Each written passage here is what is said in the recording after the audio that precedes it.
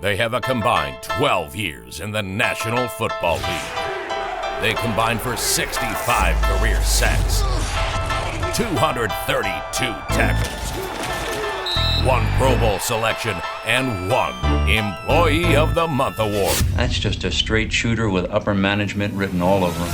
It's Train and Grose on the All AZ Podcast Network. Welcome in episode 99 of Train and Grose. B-Train, Bertram Berry, Mike Grose, Sean Crespin. Thanks for hanging out with us. B-Train, good to see you. How you doing? I'm good, brother. How you doing, man? I feel like I'm a little greasy on the face, but I feel pretty good. I've been running like a chicken with my head cut off all day, but man, I'm here and I'm ready to get this thing going. 99, man. Can you believe that? One away from the big number. I know, right? I know. Fresh out of the gym, B-Train ready to go. All right. This one is going to be difficult. Last week, number 98, we kind of struggled. Just no offense to any of the guys that wore 98. It just wasn't a big number. Number 99, we got 5 guys. 3 of them already in the Hall of Fame. 2 of them will be in the Hall of Fame when they're eligible. The Hall of Famers were in number 99. Jason Taylor. Okay. Warren Sapp. Yep. Dan Hampton. Okay. And then the future Hall of Famers on the list, Aaron Donald and J.J. Watt. That's a list. Man, that is a list. And check it twice. Because a lot of them were naughty and not nice. Right? Yeah. That to me, that was, like I said, last week was challenging. I know, I heard him. I heard him. But it's a good list. 99. Wasn't there a song, and I'm the oldest guy in this podcast, there was a song by, back in the day called 99. There's Jay-Z. There's a handful of them. 99 balloons, but Jay-Z's 99 Problems is the one that comes to mind. Mm-hmm. Well, I'm going to Google it. I think there was a song by Toto that I'm thinking about called 99. It's not good. It's an 80s song. Anyways, lots to get to in this edition of Train and Grose. We got to start, B-Train. Sean and I were talking as we were getting dialed in, ready to do the podcast.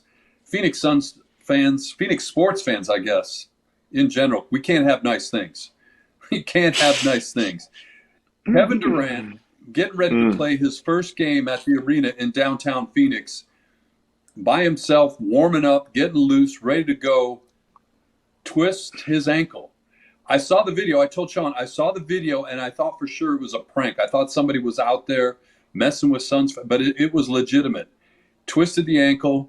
He's out at least 2 weeks, going to be reevaluated, could be out as many as 4 weeks, which could take him right up to the end of the regular season.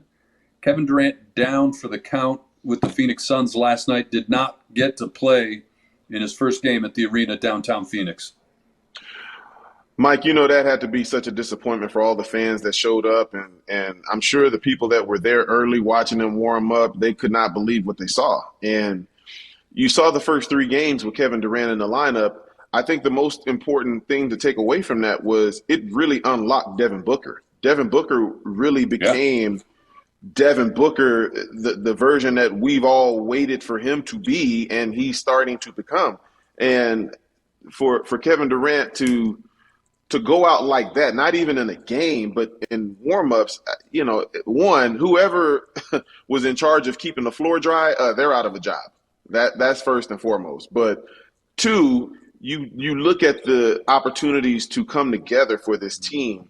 They were going to have about 30 games, give or take, to really get their footing, get their legs underneath them, and really make a push to make an appearance in the NBA Finals. And you just feel bad for Kevin Durant, a guy that wherever he's gone, controversy has seemed to follow, but he just seems like a guy that just wants to play basketball. He doesn't want to be a drama queen. He doesn't want to be a guy that has attention on him other than the basketball aspect of his life. And whether it was Brooklyn and Kyrie in that situation, whether it was Golden State in that situation, how he wore out his welcome there, I'll never understand. But it just seems like every time he takes a step forward is always a step back. And I know for a lot of Phoenix Suns fans, they're really disappointed right now.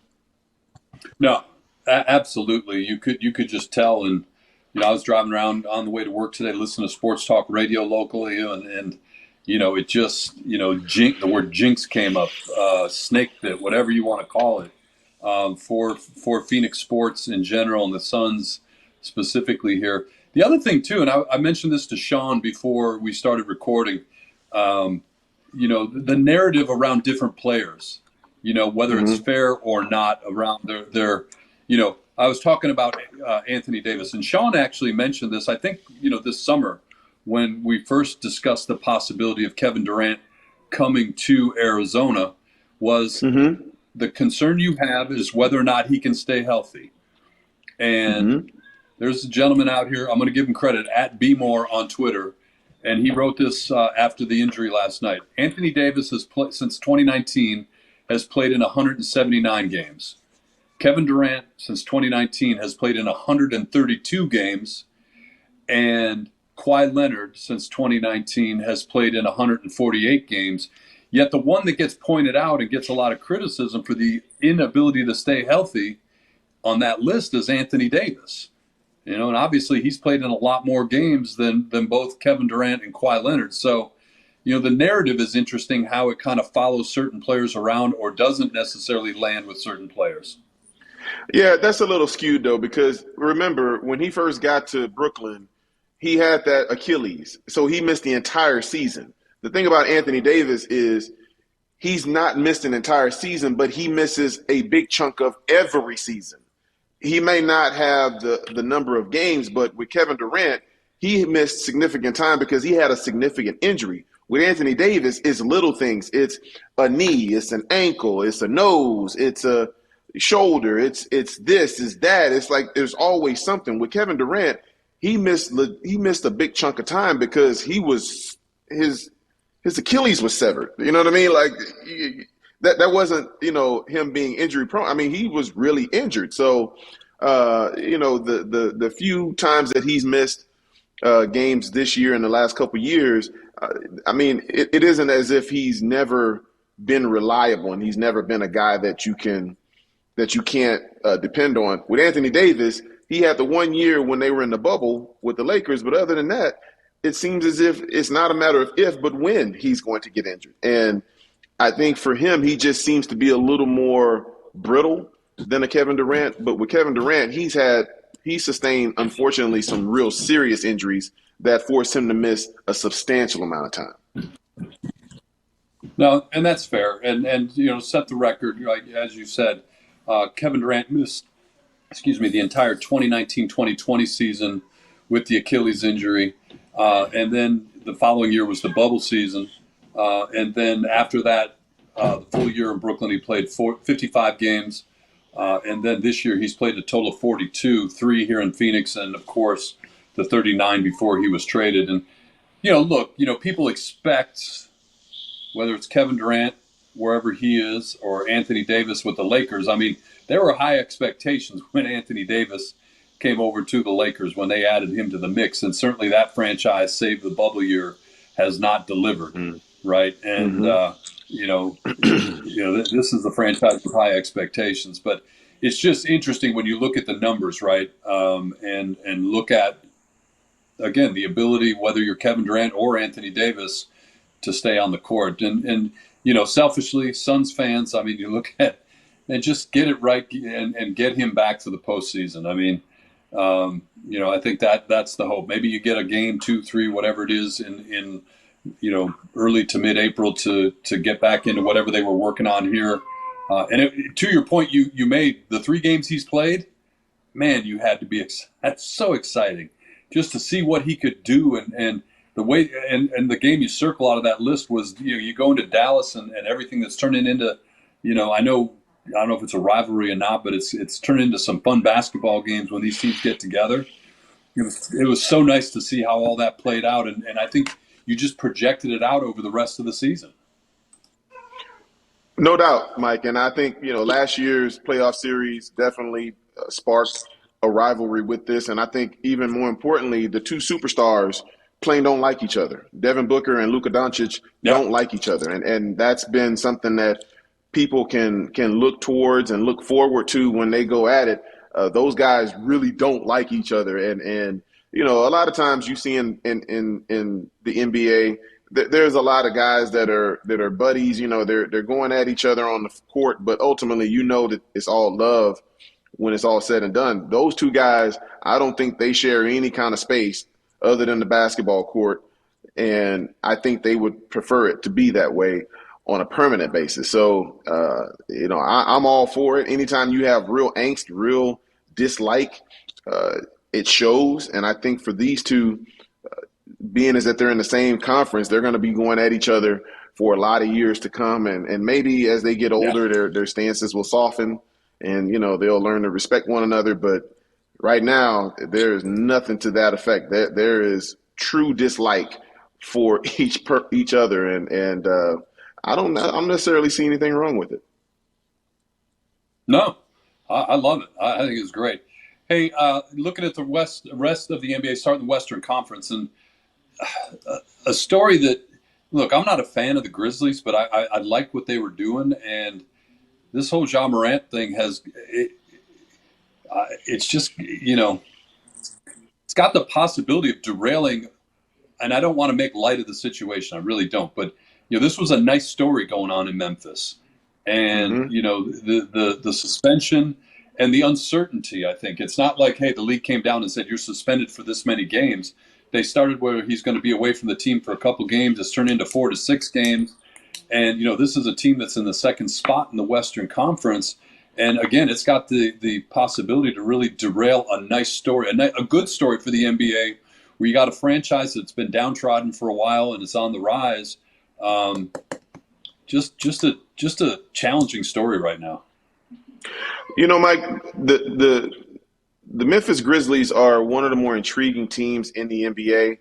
It's a team that talks a lot and hasn't really had the success to back up the talking. We've seen in recent days, Dillon Brooks went at Draymond Green. And Dillon Brooks, if you recall, when they played the Lakers, got into it with Shannon Sharp. He seems like that fake tough guy, the guy that, you know, has a lot to say, but, you know, he's got that hold me back, you know, type of mentality. I mean, he hasn't played well, and I think the injuries are going to be more of a deterrent for the Memphis Grizzlies because they're without Steven Adams. He's the real muscle on that team, and a guy that he's going to be out another 4 weeks. They say he had to get an injection into his knee, and he's going to miss another 4 weeks. And so, you know, even with Ja Morant in this situation, thankfully for him, Colorado, you know, Justice Department said that they weren't going to press charges, but he's going to miss an additional 4 games. So that's good news. That's something that he can learn from without having to pay a huge price, you know, as far as his freedom and all that kind of good stuff.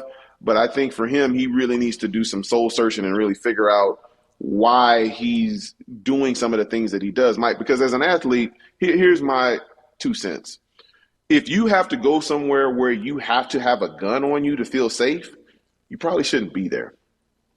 And that's kind of a general rule of thumb when you're a guy that is in a situation like a Ja Morant where you are a very public figure, you are a sitting target, and as a guy that lived in Colorado once upon a time, sometimes Colorado isn't always the nicest towards professional athletes. If you remember Darren Williams many a year ago, and you know, there are some stories I could tell you off air about some of my teammates that had some issues within the city, and so it's just never a good idea to carry a gun in that situation when if you had the choice, it's just better to not be there. But the Grizzlies are a team that has underperformed and underachieved all year long, and this is just the latest installment of that narrative about this franchise. And you know, you hope they can get their act together in time for the playoffs, but I don't know, man. They seem to be in free for all right now. We'll see. Yeah, and I look, you and I both spent some time in Denver. And when I heard the story come out and they started to give the details, and they said he's in the Denver area, and I'm like, okay, Denver's a big city, whatever. But then they zeroed it in, and they said police in Glendale, Colorado. I was like, damn, he was at Shotgun Willie's.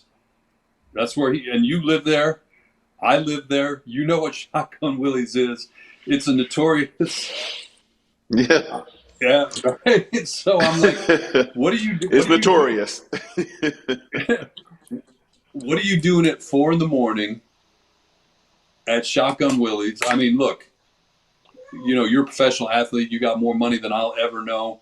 You do what you want to do. But I'm just, to your point, like, trouble finds it. And, Shotguns is notorious. Like, yeah. Glendale, Mike, there's Glendale, so many... Colorado. Go ahead. No. I was just going to say, first of all, why are you at Shotgun Willie's at 4 a.m. and recording yourself at 4 a.m? Like, there's so many things wrong with that story. It's one thing after another that they all seem to compound as it goes on. It gets worse and worse as you hear more details. It's like, my gosh, 4 a.m, like 4 a.m, I'm dead asleep or I'm about to wake up. I might have to get up and go to the bathroom. You know what I mean? Like, I'm not out and about, at a place that, has a rep that precedes itself. So, yes. it just makes you wonder the decision making for John Morant. I think that's something that needs to improve. On the court, he's a terrific player. We know he's an all-star and a guy that's the face of the franchise, but the decision making off the court has to improve just a little bit. %. And I heard there's a guy that's on ESPN all the time, Bobby Marks. He used to be a general manager in the National Basketball Association. He said, he's with some of the issues that have popped up recently with John Morant. Like, this is tough love time to tell him, as quick as this came upon you, this can go away. If the league decides to really crack down and or you get one of these videos in Glendale, Colorado, if it doesn't go your way, it can be gone as quick as you got it. And, you hope for this young man's sake he figures it out. But again, just like I said, a difficult story.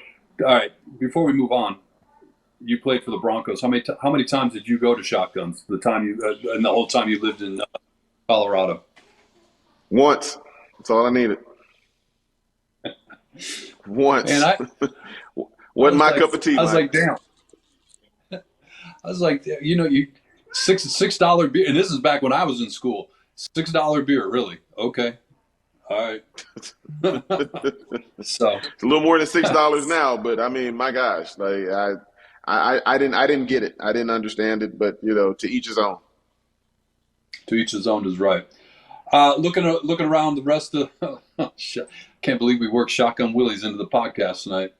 Looking around the rest of the basketball, the association. The West.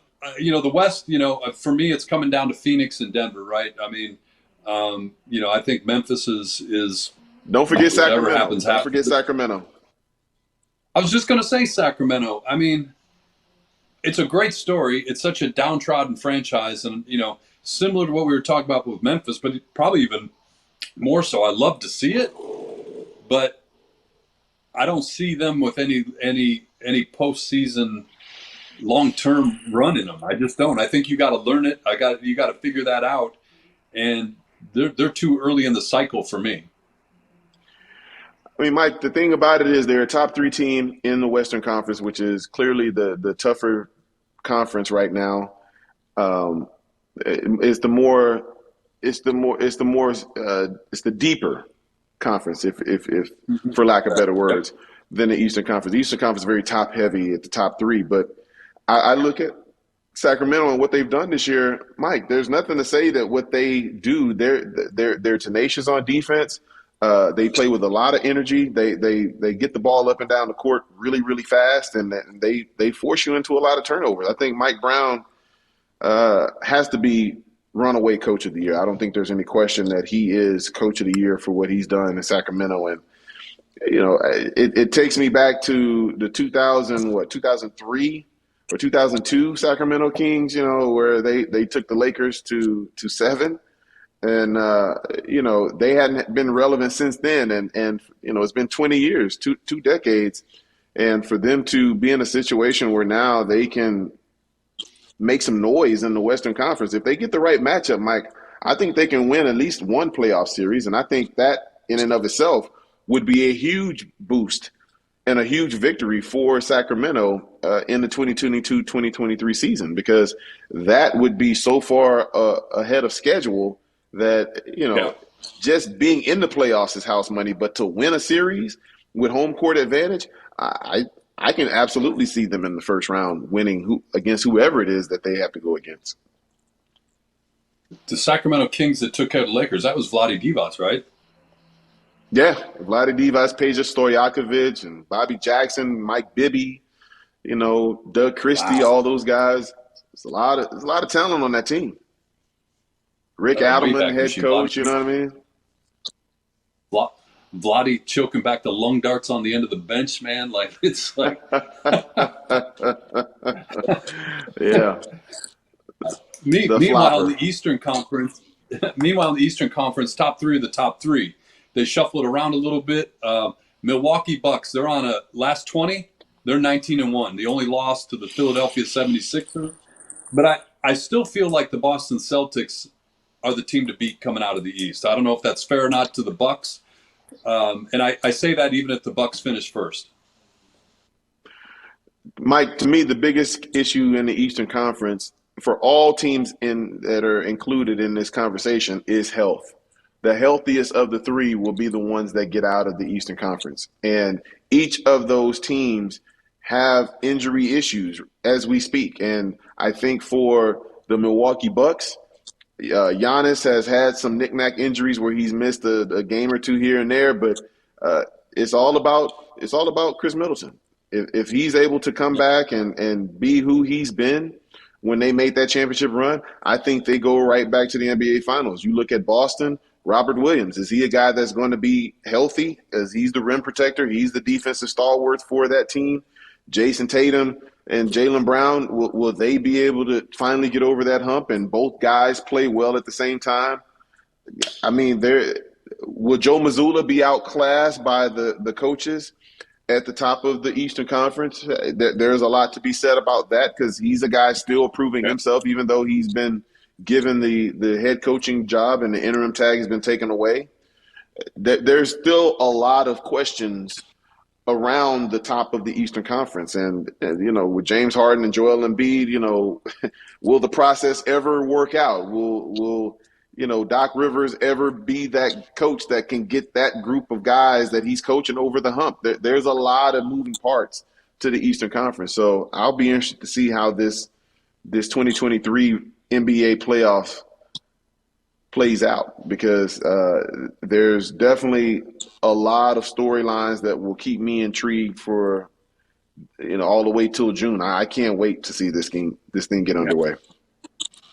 Meanwhile, as we wrap up this segment of Train and Grose, 3 teams have been eliminated from playoff consideration: the San Antonio Spurs, the Houston Rockets, and the Detroit Pistons. So the teams that you and I grew up rooting for. It's the first week of March, and they're already eliminated. Bags are packed. Cancun on 3. The Pistons have not won a game in the Central Division this year. Wow. Man. That's harsh. I'm telling you. And they got some talent on that team, Mike. They got some real talent. I'd like to think the future is bright, but I got to see it first. I'm trying, B-Train. I'm really trying. We'll step aside here, segment 1 in the books. On the other side, we get into some NFL. It's the season. It's always NFL season here on Train and Grose. We'll be right back. Train and Grose.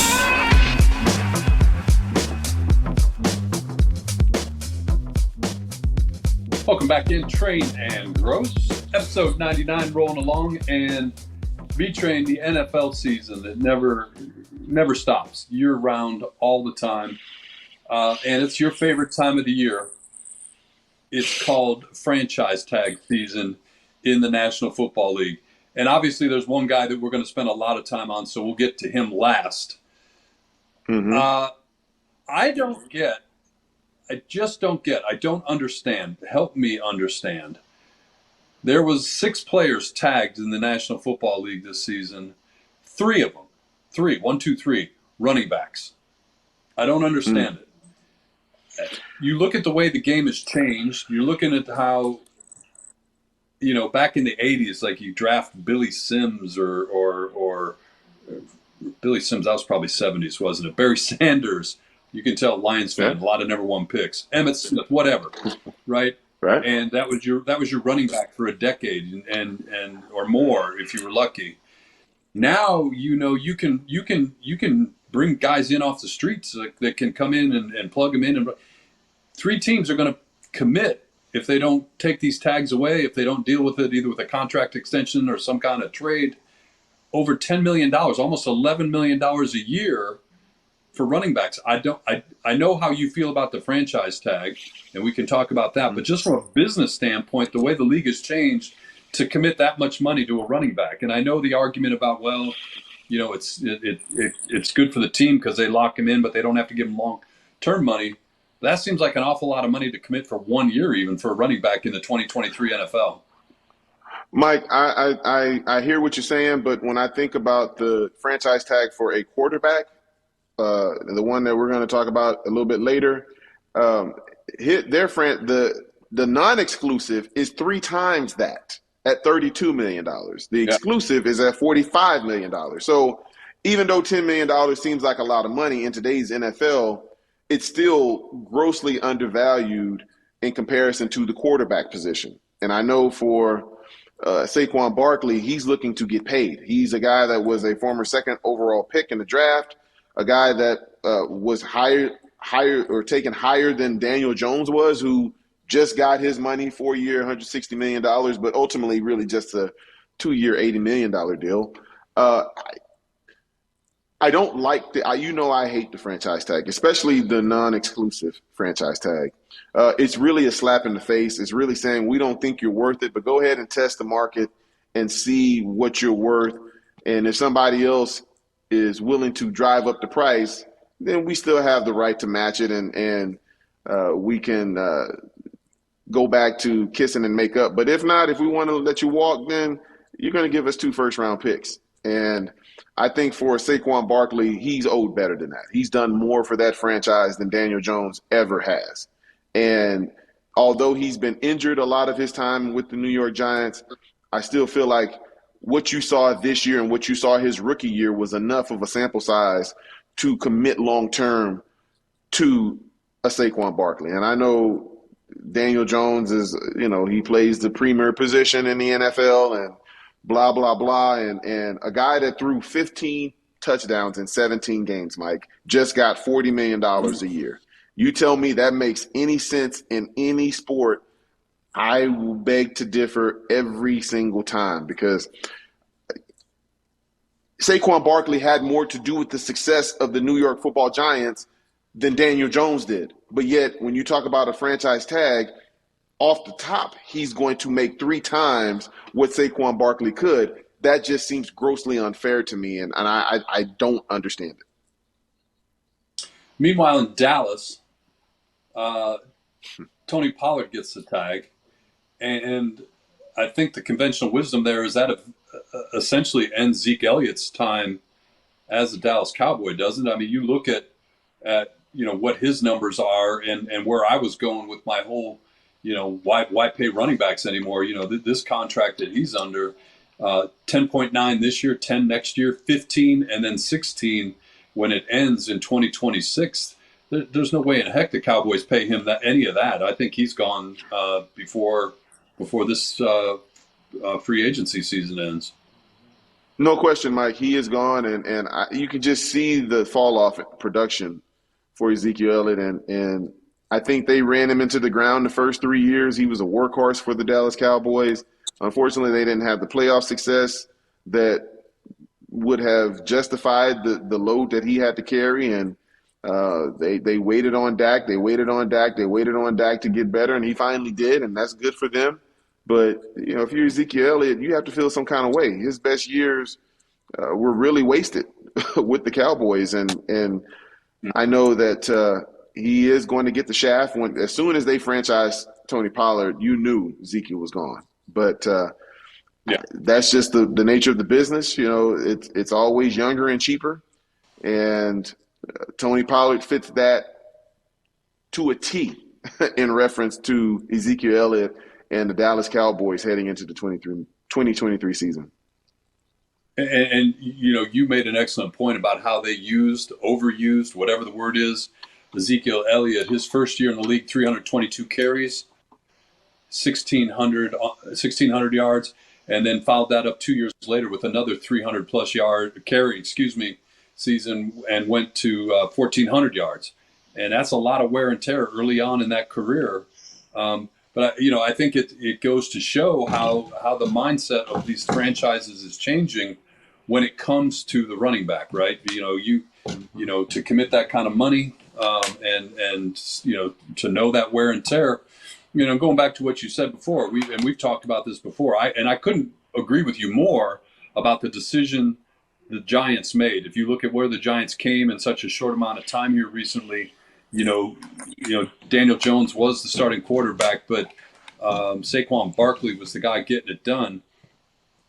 But quarterback, the tackle that protects that quarterback's back, and the edge rusher, that's the priority of the 2020 NFL right now, and that's where the money's being spent.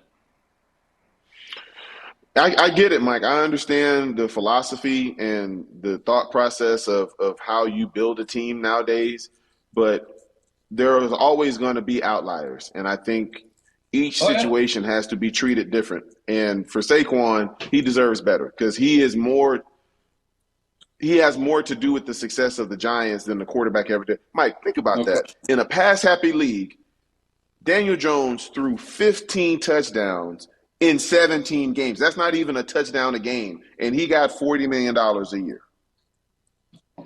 And Saquon's having to beg for 10. Yeah, 100%. All right, so now where we got to land this, because it ties it all together. Because you can debate, what's the future of running back at the Dallas Cowboys, whatever. The Baltimore Ravens placed the non-exclusive tag on Lamar Jackson. And, to your point, that is the disrespectful tag of the franchise tags. The Ravens are playing a game of chicken, and I don't understand it.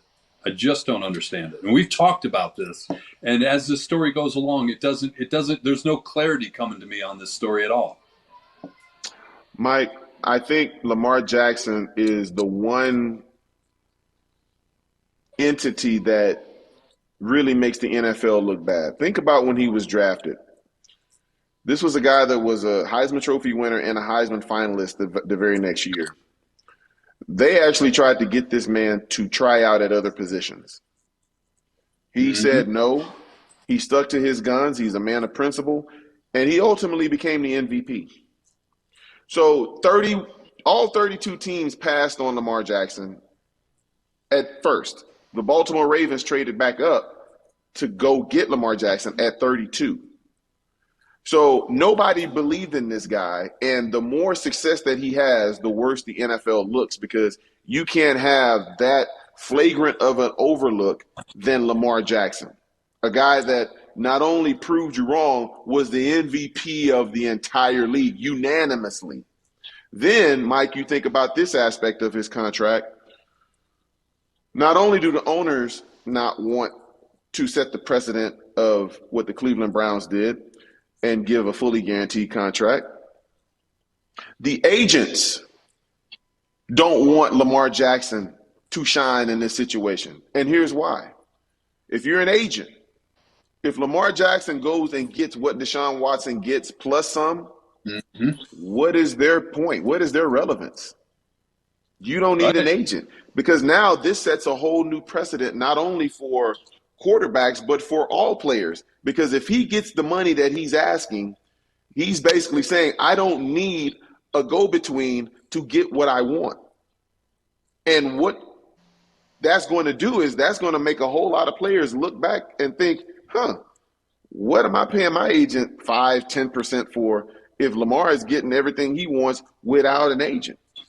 So there are a lot of different entities working against Lamar Jackson right now.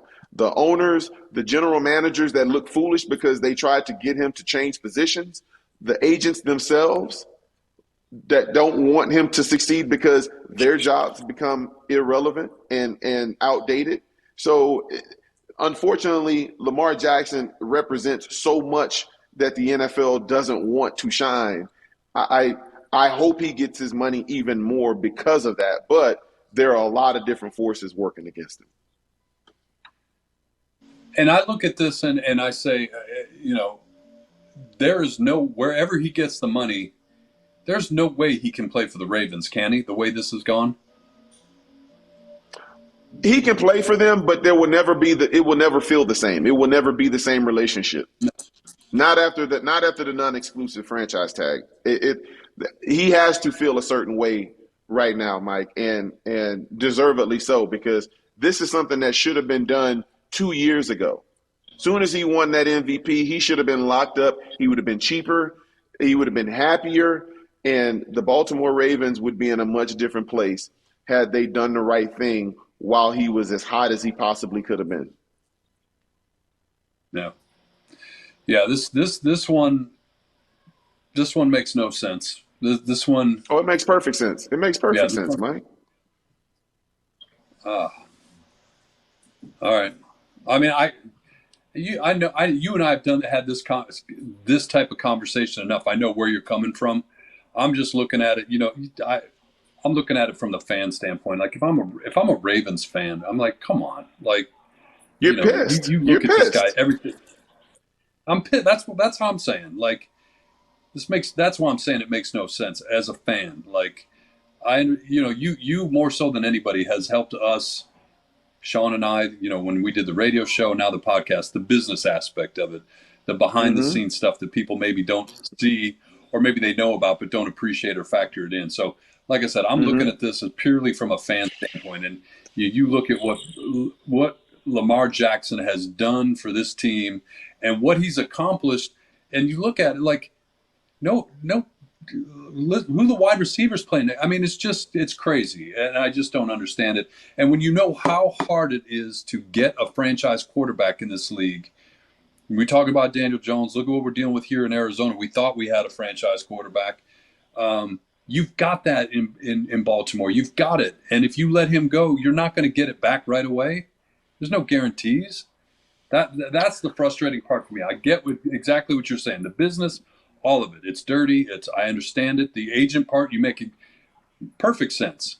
It makes perfect sense. And even like you look at it relative to, Deshaun Watson, right there in the same division. That's how close they are.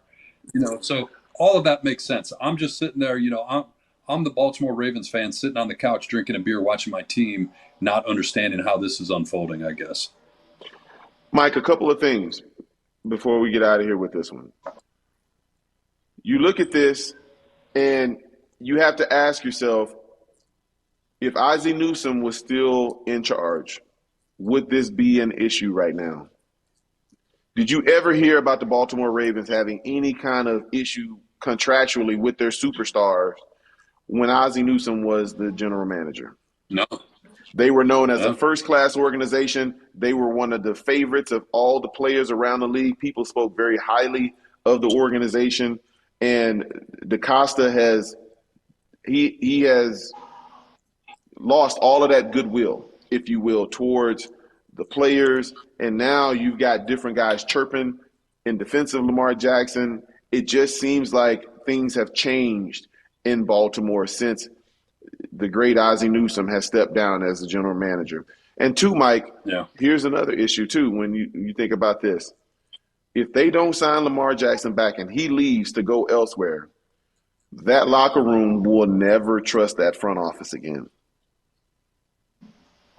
Yeah. Never. No. That's a great point. I didn't even tie it back to Ozzie Newsome, but that you never heard of anything. All they did is win.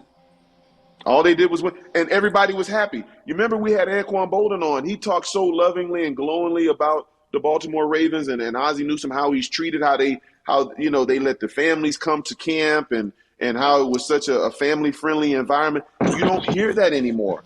And you hear nothing but discord. You hear receivers talking about the front office and why aren't they doing this, and you've got key defensive players coming to the defense of Lamar Jackson, talking about he was limping around the complex all week long, and people were saying he should have played. Well, it just seems like there's a lot of discord and a lot of miscommunication going on in that organization now. And once upon a time, they were winning Super Bowls, and everybody seemed to be very happy in Baltimore. Yeah.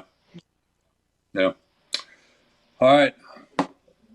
That's going to do it for this segment, man. But, yeah, Lamar Jackson. Hey, if I'm an owner of a team not named the Ravens, I'm snapping him up. Like, I want him. And to the point, like, to me, the comparison to Deshaun Watson, if money's the issue, and look, you pay these guys, man. The salary cap is what it is. I mean, you got to spend the money. So spend it on a guy with a track record, a guy that's shown what he can do. If I'm the Buccaneers, I'll take a run at him, and I'd write the contract in such a way that there's no way the Ravens can match it.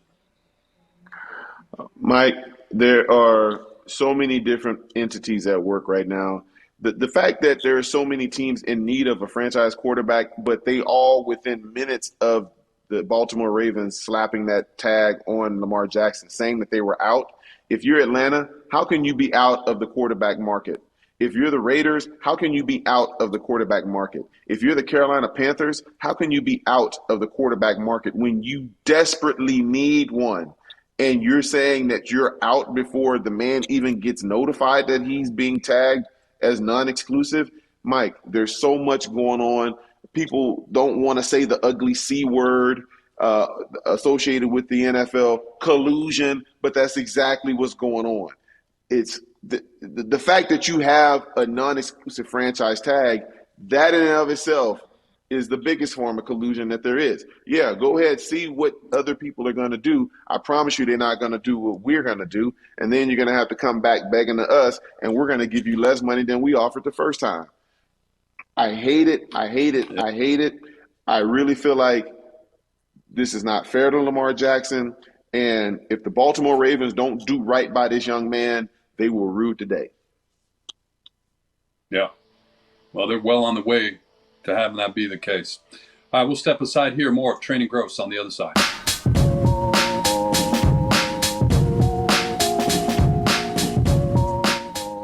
Welcome back in, Train and Grose. Apparently there's an acceptable amount of time that I'm allowed to enjoy the music. Don't want to cross that line. That's the time of day when we welcome, and I use the term loosely today, we welcome in Sean Preston as he takes us through Pump the Brakes. All right, so and for those that, maybe I'll put the outtakes up so people can see why Grose is a little salty towards me right now. But this is the segment portion of the show, I should say, where I throw out some statements from the world of sports. You tell me if you're pumping the brakes on it or if you're going to roll with that particular statement. So we'll start with the Arizona Cardinals, something we didn't touch on yet. Happened today, as a matter of fact. Kelvin Beachum was a guest on Arizona Sports 98.7 FM. He was asked, what will it take for the Cardinals quarterback Kyler Murray to be great? He responded with, quote, he needs to grow up a little bit. He went on to say Kyler's his own individual. He's his own person. He beats to his own drum, which has made him what he is today. But at the end of the day, you have to be able to lead an entire organization. You've got to lead a team. He needs to grow up a little bit. So pump the brakes or not, you're surprised that we've now seen multiple teammates, former teammates, be so willingly to speak publicly in a not so great light about the Cardinals quarterback. Are you surprised by that? Pump the brakes or not? I'm not surprised. I really feel like for these individuals, they're just tired of the nonsense.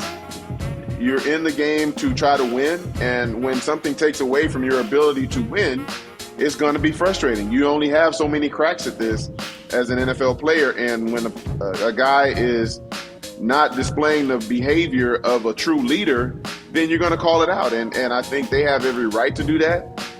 They know better than anybody else. And so when you reach that point where you're just completely fed up, you tend to speak the truth. And, always pay attention to people when they're angry, because there's a lot of truth that's coming out of the venom that they're spewing. Hey, yeah, I agree with all that. And the other thing, how much do we love Calvin Beachum? Because this is not the first time that he's spoken out, and he just, whatever's on his mind, he lets it go. He's not me. What's the word I'm looking for? He's not trying to cover it up. Like, you ask him a question, he has an answer, and he will just tell you what he's thinking at that given time. And that he's unfiltered. And I love it. And I think, as B-Train just said, I agree with it as it relates to this particular topic. But wouldn't it be better covering sports if more guys were like Calvin Beachum? Totally agree. Second topic, we'll stay with the Arizona Cardinals. You got Jacoby Brissett, you got Teddy Bridgewater, you got Taylor Heineke. But when you're considering skill set of the list of potential backup/early season starters for the Arizona Cardinals, Marcus Mariota probably makes the most sense over those previously mentioned names. Pump the brakes or not? Man, I'm not going to pump the brakes because that's not a great list. Marcus Mariota, former Heisman Trophy winner at the University of Oregon, former number 2 overall draft pick.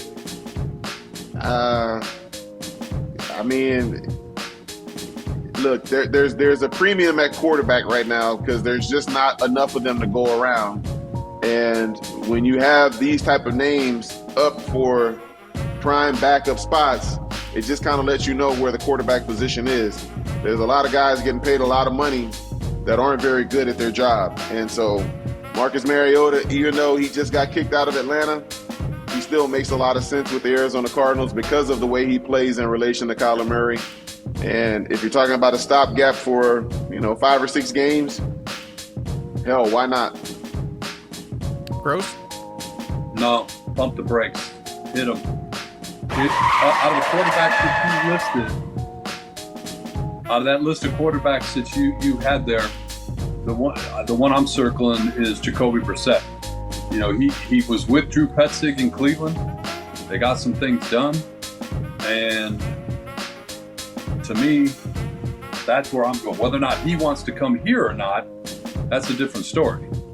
Because I think anybody that comes here knows what the situation is, right? You're a placeholder until the starting quarterback gets back. But for me, if none of that matters, give me Jacoby Brissett over Marcus Mariota every day of the week. Well, you see, in B-Train, you nailed it too when you said in relation to Kyler Murray, because most offensive coordinators, most coaches, and Grose, this is the reason I brought up Marcus Mariota and this question, they want the number 2 to be similar in nature of skill set to that number 1. Obviously, they're not going to be as overall gifted and talented as the number 1 quarterback, but when, say, number 1 goes down, I don't have to completely change and alter what I try to do as an offense or things and wrinkles I might want to throw out there just because number 2 is in the game. And when you look at the skill set of the quarterbacks, Marcus Mariota's skill set out of that list, in my opinion, no knock to Jacoby Brissett, Teddy Bridgewater, Taylor Heineke, the skill set seems to be more similar in nature. It makes the most sense out of that particular list, in my opinion, because I don't have to change an awful lot of what I'm trying to do offensively. He has a skill set that I can still call most of what I want to call, if that makes sense. Right, it does, but Colt McCoy is nothing like Kyler Murray, and he wasn't terrible the last couple of years here. You've got to have a situation where, guy wants to be here, and, I don't know. I mean, to me, I get it, but, Yeah. I'm not going to back my way out. The struggle is real. I made my decision. I'm sticking. Yeah, and no, I'm you sticking should. You with should it. stick with it. Absolutely, should stick with it. It's going to be an intriguing decision though, because most teams right now you're looking for a backup quarterback. The Arizona Cardinals are looking for both, right? They're looking for a guy that's eventually going to be cool with being that backup, but you're going to have to rely on him in the early going of this season. I mean, as somebody who's maybe accustomed to that, on that list, Jacoby Brissett, that's exactly his role last year. So, if you're going to go with Jacoby Brissett, I mean, that's a guy that literally was in that role last year with Cleveland. So, Jacoby Brissett has been in that role for the last, right, since New England. Yeah, he's been in that situation ever since he's been in the league. He's been the stopgap quarterback. So he's very familiar with that role. He's been in that role in at least 4 different teams already. Yeah, he makes sense, but man, at some point he's got to be like, man, I'm better than some of these bums. Right. To the Phoenix Suns we go. You talked about Kevin. Oh, sorry, Grose. You got a little bit more there? No, I was just going to say, that's looking at Geno Smith, who finally got paid. Yeah. Like, he finally landed in that spot. I don't know if it was New York Giants type deal, but the Seattle Seahawks paid Geno. Like, and he is the man going forward there. And I'm sure Jacoby Brissett's looking for his, right? I mean, he should. That's a good comparison. Geno never really got his footing until he landed in Seattle. He played really well. He deserves the contract he got. He played really well this year. So not too surprising. But yeah, you're probably right. Guys like Jacoby Brissett looking at that like, all right, he landed in the right spot with the right pieces around him and found a home for himself. That why can't that be me for sure? Kevin Durant out for at least the next few weeks. That's the determination after the MRI today with the ankle sprain. Going to reevaluate in 3 weeks. So having said that, pump the brakes or not, that news this afternoon changes the way you feel about the Suns' postseason chances. Less time to gel and so forth. Pump the brakes or not, that news changed the way you see the outlook of this season playing out. I'm not pumping the brakes. It did change the way I view the Phoenix Suns. And I know with Kevin Durant, he's got that game. What makes him so great is he can evolve into any offense out there because, he's a 7-footer that's got handles and can do everything on the basketball court. So his game will travel to any offense. But if he's not available and he's going to have to get his feet wet for a couple of games, you just wonder, will they have home court advantage? Will they be having to do this on the road when he comes back? And the wind, the game time conditioning, will he be in condition to go to the playoffs, because the starters play significantly more in the playoffs than they do in the regular season. So you just wonder, will he have enough in the tank, and will he be able to get his conditioning and cardio up in time for the playoffs? Grose? I'm right there. I mean, there's 16 games left in the regular season. The Suns play their last regular season game 1 month from right now. We're recording this on March 9th. They end the regular season April 9th at home against the Clippers, right? And you're not going to be in the play-in tournament, whatever, so you got a handful of days to sit back and rest and get healthy. But yeah, absolutely, it's got to color your judgment. I mean, the 3 games that he played, I mean, how great was that? I mean, how exciting was it to see what he could do? We talked about it at the beginning, that game against Dallas. That's exactly what you wanted to see. And to lose that, it on top of frustrating, it's concerning, right? Because you need to have everything B-Train said, plus that, that ability just to get out there and work with the guys, right? And don't forget, part of it is, spreading the wealth, spreading the time on the court. And we were talking about keeping Chris Paul fresh too, right? And that means he's going to have to play more down the stretch maybe than we wanted him to. So yeah, it's absolutely concerning, and it definitely does change the way you look at the postseason. All right, so we're going to go rapid fire on from here on out to wrap up Pump the Brakes. It's a little pop culture food. We know we appreciate our food here on this particular podcast. Mm-hmm. Apparently it was National Cereal Day this week. I did not know that. But there was a poll within that story that it's National Cereal Day that apparently led to another poll. And I want to throw these statements out to you. I want you guys just rapid fire, pump the brakes or not. All right? Pump the brakes or not. Putting the milk in the bowl first before the cereal. Pump the brakes. Right. Oh, pump the brakes. Apparently 11% of people put milk in the bowl first before the cereal. What the hell's wrong with those people? What the hell's wrong with you? Right? So that led to more. Yeah. All right. 57% of people, Grose, said that yes, you should put pineapple on pizza. 57%. We've covered that significantly here on this show. We don't need to go into depth on that one. But furthermore, 9% of people put ketchup on their fries instead of having it on the side to dip it. Are we pumping the brakes on that or not? Pumping the brakes? No, don't pump the brakes. I put ketchup on the fries. You don't dip them, you put them on. I put it on the fries. Gross. Yeah, I like, yeah. I see nothing wrong with that. I'm right there with B-Train. But what do? Do you put it on or you dip? Are you a dipper or are you putting it on? I do either. I'm not married to the idea. I don't feel as strongly about that as I do the first two topics. All right. Keeping that ketchup in the fridge or in the cupboard. Apparently 13% of people don't refrigerate their ketchup. They put it back in the cupboard. You pumping the brakes on that? Yes. Yes. Thank you. Once it's open, it goes in the fridge. Doesn't it say on the bottle, once open, once seal is broken? But then when you think about it, restaurants, they sit out on the table, though. So apparently it's not too bad. You got to refrigerate.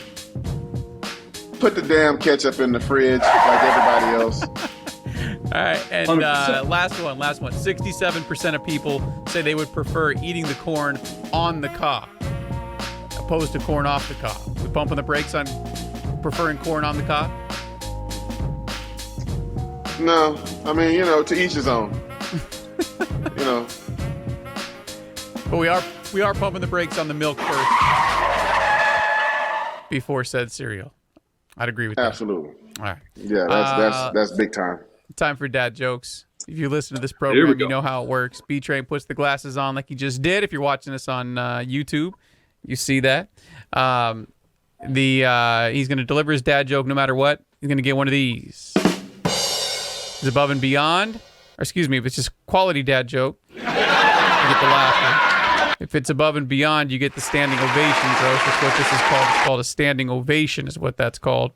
And if it there is that chance that it just doesn't land right, and you get hit with one of those. So B-Train, here we go. All right, you guys ready? Mm-hmm. Why don't melons get married? Why don't melons get married? Mm-hmm.